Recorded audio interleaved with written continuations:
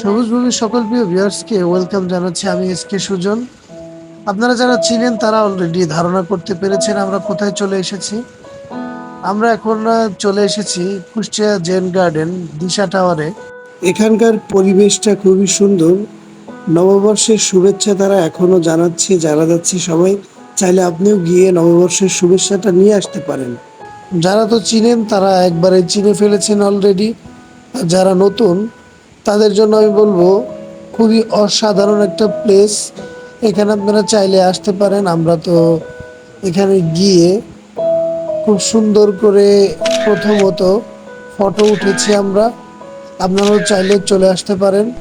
তবে দুপুর টাইমে এখানে খুব বেশি লোক আপনি পাবেন না। আমরা দুপুর টাইমে এখানে গিয়েছি, যে দেখি খুব বেশি লোক এখানে ছিল না।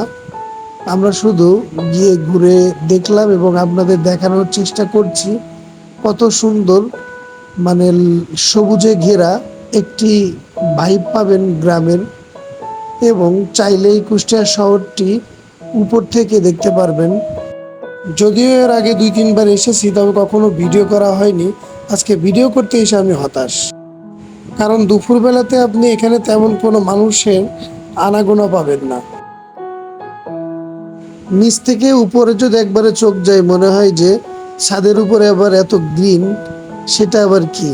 এবং ভিতরে আসলে দেখতে পারবেন সবুজে মোড়ানো সুন্দর একটি পরিবেশ। যাই হোক বন্ধুরা, পরবর্তীতে পুরো ভিডিওটি আপনাদের মাঝে আমরা তুলে ধরবো। আজকের মতো এই শর্ট ভিডিও নিয়েই শেষ করছি। Thank you so much.